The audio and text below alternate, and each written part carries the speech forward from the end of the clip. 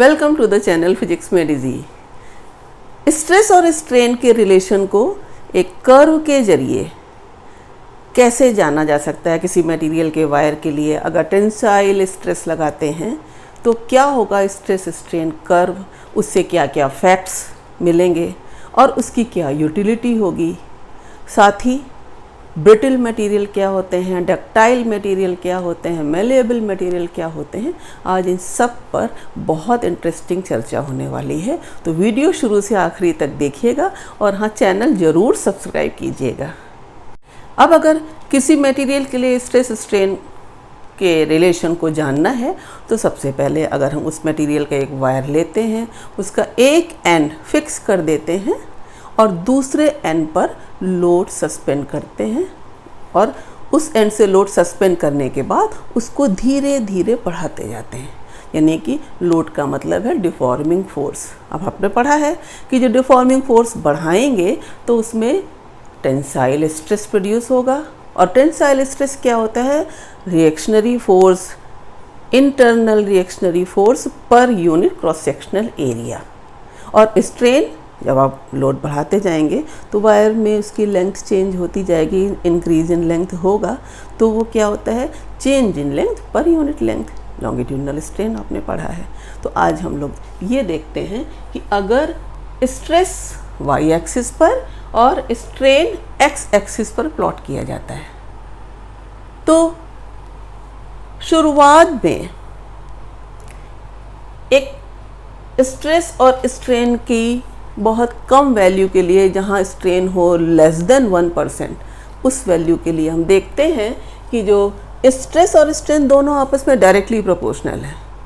मतलब Hooke's law is obeyed. Hooke's law क्या कहता है? Within the limit of elasticity, या बहुत कम स्ट्रेन के लिए for the very small strain, strain and stress both are directly proportional. तो ये हमें ग्राफ में कहाँ तक मिलता है, ये ग्राफ मैंने प्लॉट किया है एक मटेरियल के वायर के लिए।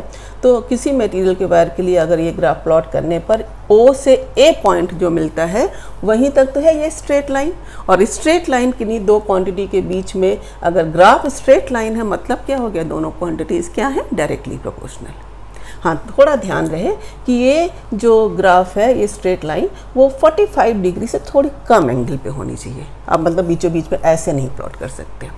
अच्छा, तो ये ओ ए में जो पॉइंट ए है इसे कहते हैं प्रोपोर्शनल लिमिट। आपको नाम से याद रखना है। पॉइंट वाइज आप अगर ग्राफ को एक्सप्लेन करेंगे तो आप पहले ए पॉइंट पर पहुंचते हैं। तो प्रोपोर्शनल लिमिट क्यों कहते हैं? Because stress and strain are directly proportional. और हाँ, इसी रीजन के लिए तो यंग्स मॉडुलस डिफाइन होता है। Within the limit of elasticity longitudinal stress and longitudinal strain का रेशियो ही तो होता है यंग्स मॉडुलस। तो ये हो गया ओ ए और इसे ए पॉइंट को कहते हैं प्रोपोर्शनल लिमिट। ठीक, ओ ए पॉइंट में हुक्स लॉ ओबे होता है। अब क्या होता है, जैसे ही हम बियॉन्ड ए देखते हैं कि जो स्ट्रेस है अगर वो थोड़ा बढ़ता है तो अब स्ट्रेन बढ़ता तो है लेकिन प्रोपोर्शनल नहीं। मतलब स्ट्रेस और स्ट्रेन अब डायरेक्टली प्रोपोर्शनल नहीं है। जैसे कि हम बी पॉइंट पे देखते हैं कि स्ट्रेस देखिए ए से बी पे थोड़ा सा बढ़ा और स्ट्रेन उस रेशियो में नहीं बढ़ा। स्ट्रेन क्यों? क्योंकि ए से बी तक का ग्राफ अब स्ट्रेट नहीं है, कैसा हो गया? कर्व। तो स्ट्रेस और स्ट्रेन जो है वो डायरेक्टली प्रोपोर्शनल नहीं है। लेकिन एक खास बात क्या है कि इस पॉइंट बी पर जितना भी स्ट्रेस है अगर हम उसको हटा लें, डिफॉर्मिंग फोर्स हटा लें, तो डिफॉर्मिंग फोर्स हटाने से क्या होता है कि वायर फिर से अपनी ओरिजिनल पोजीशन में लौट आता है। तो वो बी पॉइंट पर उसके करस्पॉन्डिंग जो भी स्ट्रेस की वैल्यू है वो क्या कहलाती है? यील्ड स्ट्रेंथ या elastic limit. B point elastic limit को शो करता है या यील्ड पॉइंट कहलाता है। इसका मतलब क्या होता है कि अगर बी पॉइंट पर जो स्ट्रेस की वैल्यू है उतना तक आप वायर जो मटेरियल है उस मटेरियल पे स्ट्रेस पड़ता है अगर, तो वो डिफॉर्मिंग फोर्स लगाने पर अभी भी अपनी इलास्टिसिटी रिटेन रखता है, अपनी ओरिजिनल शेप को एक्वायर कर लेता है। हाँ, ये बी पॉइंट पर जो इलास्टिक लिमिट है यही तो इतना डिफॉर्मिंग फोर्स अप्लाई करने की एक लिमिट को डिसाइड करता है कि अगर हम उससे ज़्यादा बियॉन्ड बी चले जाएंगे तो उसमें इलास्टिसिटी रिटेन नहीं रहेगी, इलास्टिक प्रॉपर्टीज़ अब नहीं शो करेंगे। तो ओ से बी तक का जो रीजन है वही तो इलास्टिक बिहेवियर को शो करता है। बी से जरा सा भी आप आगे बढ़ते हैं, स्ट्रेस थोड़ा सा भी बढ़ाते हैं, अब क्या होता है आफ्टर बी जो स्ट्रेन है वो बहुत तेज़ी से बढ़ता है। और ये पॉइंट मान लीजिए मैंने बी के बहुत थोड़ा सा ही आगे जाके लिया है सी, तो आप देखते हैं कि थोड़े से स्ट्रेस से स्ट्रेन तो तेज़ी से बढ़ा, और अगर हम यहाँ से अब डिफॉर्मिंग फोर्स हटाते हैं तो वायर अब सी बी ए ओ पाथ नहीं अपनाता। अब वो कैसे लौटता है, सी से ओ डैश तक, यानी ओ से ओ डैश के बराबर ये हो जाता है परमानेंट स्ट्रेंड, इसको कहते हैं परमानेंट सेट। तो आप देखते हैं कि लेस देन 1% के लिए तो इलास्टिक बिहेवियर है अगर स्ट्रेन है लेस देन 1%।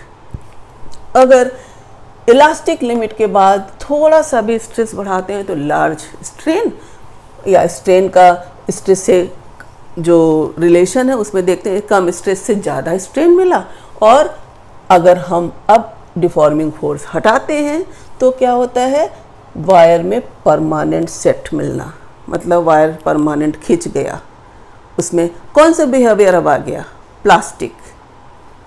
तो बी तक तो बिहेवियर इलास्टिक है, इसीलिए बी को इलास्टिक लिमिट कही गई, और इस पॉइंट के करेस्पॉन्डिंग जो वायर का स्ट्रेस है वो क्या कहलाने लगा, यील्ड स्ट्रेंथ। अब सी तक आपने देखा बी के जस्ट बाद, तो आपने देखा कि वो परमानेंटली प्लास्टिक बिहेवियर शो करने लगा, बी के जस्ट थोड़ा बाद ही आपने देखा। और उसके बाद हम थोड़ा सा स्ट्रेस बढ़ाते हैं लेकिन लार्ज स्ट्रेन, और इस पॉइंट से आप देखते हैं कि अगर हम सी के बाद डी तक स्ट्रेस लाते हैं तो कम स्ट्रेस से ज़्यादा स्ट्रेन, मतलब जो सॉलिड मटेरियल है, जो वायर है, वो विस्कस फ्लूइड जैसा बिहेव करने लगता है। आप देखते हैं कि सी से डी तक जो वायर में है वो ज़्यादा बहुत रैपिडली बढ़ता है स्ट्रेन, और डी पर जो मैक्सिमम स्ट्रेस वायर बियर कर सकता है, लोड बियरिंग कैपेसिटी, यही पॉइंट है जिससे यूज़ होता है कि मटेरियल को कितना लोड बियर कर सकता है, उसकी लोड बियरिंग कैपेसिटी क्या है। डी के करेस्पॉन्डिंग आप देखते हैं हाईएस्ट स्ट्रेस है, हाईएस्ट पॉइंट है कर्व का, और उसके करेस्पॉन्डिंग जो स्ट्रेस है डी पॉइंट के करेस्पॉन्डिंग वो कहलाता है अल्टीमेट टेंसाइल स्ट्रेंथ। इसी को ब्रेकिंग स्ट्रेस बोलते हैं। मतलब अब आप इससे ज़्यादा अगर डिफॉर्मिंग फोर्स लगाते हैं कि ब्रेक स्ट्रेस की वैल्यू इस पॉइंट के करेस्पॉन्डिंग जो टेंसाइल स्ट्रेंथ है अगर उससे ज़्यादा होगी तो वायर टूट जाएगा। इवन ये देखा गया है कि अब स्ट्रेस थोड़ा कम भी कर दें तो स्ट्रेन इतना रैपिडली बढ़ रहा है कि स्ट्रेस कम करने पर भी वायर पतला होता चला जा रहा है, और थोड़ी देर बाद वो ई पॉइंट पर क्या लिखा है, फ्रैक्चर पॉइंट, मतलब वहाँ वायर टूट जाता है। तो स्ट्रेस एंड स्ट्रेन कर्व में जो ओ से बी तक का रीजन है वहाँ तक इलास्टिक बिहेवियर मेंटेन्ड है। बी पर जो आपने जितना भी स्ट्रेस पढ़ा वो यील्ड स्ट्रेंथ है। अगर हम इतना स्ट्रेस रिमूव कर देते हैं, डिफॉर्मिंग फोर्स हटा लेते हैं, तो अपने बी ए ओ पाथ पर मतलब वायर अपने रीगेन कर लेता है ओरिजिनल पोजीशन। लेकिन बी के बियॉन्ड जरा सा भी हम थोड़ा आगे गए सी पर तो परमानेंट सेट यानी इसमें प्लास्टिक बिहेवियर शो करने लगता है। तो यहाँ बी से लेकर जो डी तक का पॉइंट है वो क्या शो करता है, प्लास्टिक बिहेवियर। तो उसे कहते हैं plastic region. B D point plastic behaviour और ओ से बी तक का पॉइंट इलास्टिक बिहेवियर शो करता है।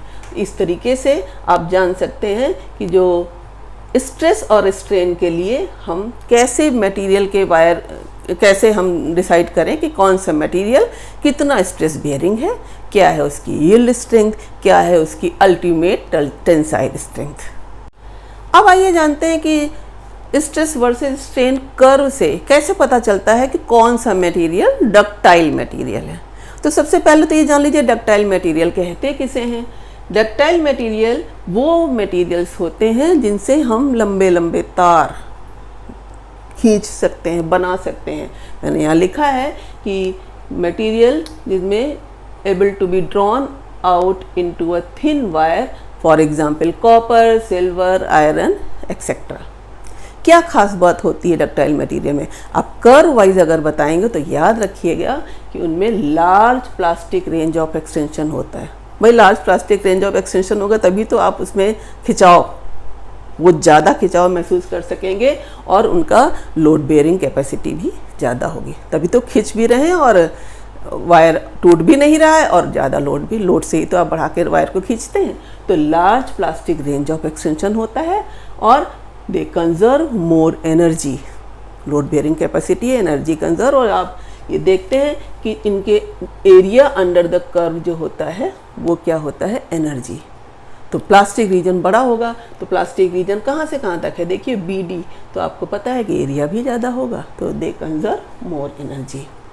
और जो वायर है वो टूटे ना, है ना, इसके लिए क्या होगा कि जो पॉइंट B और E के बीच में प्लास्टिक रीजन का बड़ा होना, उसको दूसरे ढंग से भी कह सकते हैं कि B and E are widely separated, मतलब यहाँ से इलास्टिक लिमिट से लेकर जो फ्रैक्चर पॉइंट E क्या है जहाँ से वायर टूट जाता है।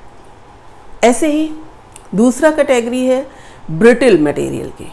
ब्रिटल मटेरियल क्या होते हैं, वो हार्ड तो होते हैं लेकिन वो इजीली टूट जाते हैं। इनके एग्जाम्पल हैं कास्ट आयरन, ग्लास, सिरेमिक्स, है ना।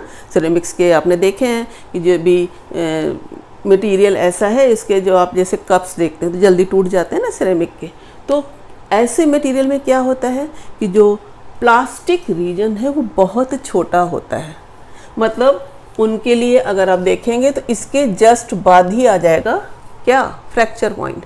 जैसे ही इलास्टिक लिमिट ख़त्म हुई और थोड़ा सा भी स्ट्रेस बढ़ा तो वो क्या हो जाएंगे, दे विल बी ब्रोकन। तो उनके लिए वेरी स्मॉल प्लास्टिक रीजन होता है। अब स्मॉल प्लास्टिक रीजन है, बी के बाद यहीं पर फ्रैक्चर पॉइंट, ई पॉइंट यहीं पर आ जाएगा तो कितना एरिया भी तो कम हो जाएगा ना, तो they store very less energy. और B and E are very close. तो किसी भी पॉइंट को पूछा जा सकता है कि जिसमें कि इलास्टिक लिमिट और फ्रैक्चर पॉइंट पास है, कैसे मटेरियल है वो, तो आप बता देंगे B and E are very close. कैसे मटेरियल हो गए वो, brittle. And what are brittle material, they are hard but easily broken. अब बात करते हैं मेलेबल या ऐसे सब्सटेंसेस की जिनको पीट कर हम कोई शेप दे सकते हैं, इनकी शीट्स बनाई जा सकती हैं। आइए चर्चा करते हैं। मेलेबल सब्सटेंस क्या है, आइए उसको समझते हैं। कंप्रेशन और अप्लाइड फोर्स, किसी के सॉलिड के लिए हम अगर लोड कंप्रेशन कर्व बनाएं तो कैसे इसकी प्रॉपर्टी को समझा जा सकता है, इस कर्व के माध्यम से समझते हैं। देखिए इसमें ये कंप्रेशन है और अप्लाइड फोर्स ये। जब एक सॉलिड कंप्रेस होता है तो एक ऐसी स्टेज आती है जिसके बियॉन्ड अगर हम उसमें से डिफॉर्मिंग फोर्स हटा लेते हैं तो वो अपनी ओरिजिनल स्टेट को रिकवर नहीं कर पाता है। यहाँ पर वो स्टेज क्या है कर्व में, वो पॉइंट P, जैसे स्ट्रेस स्ट्रेन कर्व में वो पॉइंट था प्रोपोर्शनल लिमिट वाला। और इसके बाद क्या होता है कि वो प्लास्टिक जैसा बिहेव करने लगता है। अगर हम थोड़ा सा भी और बढ़ाते हैं अप्लाइड फोर्स तो उसका बिहेवियर प्लास्टिक जैसा हो जाता है। और पॉइंट Q पर ये दिख रहा है, इस पॉइंट Q पर इसे हम जैसे यील्ड पॉइंट्स पढ़ते थे, यहाँ पर वो कंप्रेशन में है ग्राफ, तो इसको कहते हैं क्रशिंग पॉइंट। तो इस पॉइंट जो क्रशिंग पॉइंट है, इस पॉइंट का मतलब क्या है कि इस स्टेज के बाद मेटल्स मेलेबल कहलाते हैं, मतलब उनको हैमर करके शेप दिया जा सकता है बिना ब्रेकिंग, बिना क्रैकिंग। आप देखते हैं उनको डिफरेंट शेप में ढाल सकते हैं और उनकी थिन शीट्स भी रोल की जा सकती हैं। तो ये हैं मेलेबल सब्सटेंसेस। इनके एग्जाम्पल है गोल्ड, सिल्वर, लेड। आइए सॉल्व करते हैं एक क्वेश्चन जो स्ट्रेस स्ट्रेन कर्व पर ही बेस्ड है और जेईई एडवांस 2015 में पूछा गया है। क्वेश्चन कहता है in plotting stress versus strain curves for two materials P and Q, a student by mistake puts strain on y-axis and stress on x-axis as shown in figure. This is find the correct statement S is R, मतलब एक से ज़्यादा भी हो सकते हैं correct. तो अगर स्टेटमेंट एक है तो इज़, और अगर स्टेटमेंट्स हैं तो ज़्यादा आर। अच्छा, फर्स्ट, सेकंड, थर्ड, फोर्थ, ये 4 ऑप्शन दिए हुए हैं। तो इसमें चेक करते हैं पहले चारों। अगर मल्टीपल चॉइस क्वेश्चन है उसमें आपको मोर देन 1 करेक्ट है तो आपको सारे ऑप्शन देखने हैं और इसमें ये देखना है कि कौन कौन सा गलत है, अलग निकालते चलते हैं। तो सबसे पहले हम शुरुआत करते हैं, जो इजी पड़ता है वो क्या होता है कि स्ट्रेस और स्ट्रेन कर्व में नॉर्मली हमने पढ़ा है स्ट्रेन इधर और स्ट्रेस ऑन वाई एक्सिस, है ना। यहाँ पर स्ट्रेन वाई एक्सिस पर है, स्ट्रेस एक्स एक्सिस पर है। तो अपना ध्यान लगाना कि जो यंग्स मॉडुलस होता है वो यंग्स मॉडुलस क्या होता है, longitudinal stress upon longitudinal strain, है ना। और यहाँ पर जो स्लोप है वो स्ट्रेन अपॉन स्ट्रेस है, तो जिसका स्लोप कम होगा उसका यंग्स मॉडुलस ज़्यादा होगा, क्योंकि यंग्स मॉडुलस तो स्ट्रेस अपॉन स्ट्रेन है और स्ट्रेन अपॉन स्ट्रेस ही तो ये सीधी लाइन जो है इनका स्लोप होगा। तो किसका y ज़्यादा होगा, तो जिसका स्लोप कम होगा, q का ज़्यादा होना चाहिए। दिया क्या है, p का, इसलिए ये ऑप्शन तो गलत हो गया। अब आते हैं p is more brittle than q। Brittle का मतलब होता है जिसमें इलास्टिक और प्लास्टिक रीजन बहुत छोटा हो, इलास्टिक और फ्रैक्चर पॉइंट के बीच में डिस्टेंस बहुत कम हो, गैप बहुत कम हो। तो अब आप देखते हैं कि जो P में यहाँ तक तो प्रोपोर्शनल लिमिट है, मान लिया ये है उसकी इलास्टिक लिमिट, ये B है, और इसमें जो है वो यहीं पर है, ये B। तो अब आप देखते हैं B के बाद जो Q है उसका बहुत थोड़ा ही सा तो पोर्शन बच रहा है। तो अगर हम देखते हैं कि B के बाद ग्राफ इतना ही है खाली, तो B ही तो मोर ब्रिटल हुआ। यहाँ पे लिखा P इज़ मोर ब्रिटल, तो इसका मतलब है ये भी गलत, है ना। ब्रिटल वो होता है जिसका इलास्टिक रीजन छोटा हो, तो यहाँ पर Q का छोटा है और लिखा क्या है, P इज़ मोर ब्रिटल, इसलिए ये भी गलत। अब P is more ductile than Q। Ductile में क्या होता है, इलास्टिक रीजन बड़ा होता है, तो आप देख रहे हैं बड़ा है, इसलिए ये सही है। हाँ, P has more tensile strength, इसका भी रीजन वही कि अगर इलास्टिक बिहेवियर ज़्यादा है, टेंसाइल स्ट्रेंथ ज़्यादा है, तो वो P ही की तो दिख रही है। तो आप देख रहे हैं कि इसमें टेंसाइल स्ट्रेंथ ज़्यादा है, या हम कह सकते हैं P ज़्यादा डक्टाइल है, दोनों ही बात। तो आप फर्स्ट और सेकेंड ऑप्शन ये दोनों क्या है, करेक्ट। तो इस तरीके से इस क्वेश्चन को सॉल्व कर सकते हैं। तो स्ट्रेस स्ट्रेन कर्व के पढ़ने से क्या क्या पता चलता है मटेरियल के बारे में, मैं सोचती हूँ कि आज आपको इस वीडियो देख के पता चलता होगा कि कौन सा मटेरियल कैसा है, कितनी लोड बेयरिंग कैपेसिटी, कहाँ यूज़ किया जाना, ये सब आपको इस वीडियो के माध्यम से ज़रूर पता चला होगा। मैं सोचती हूँ वीडियो आपको बहुत पसंद आया होगा। Thank you.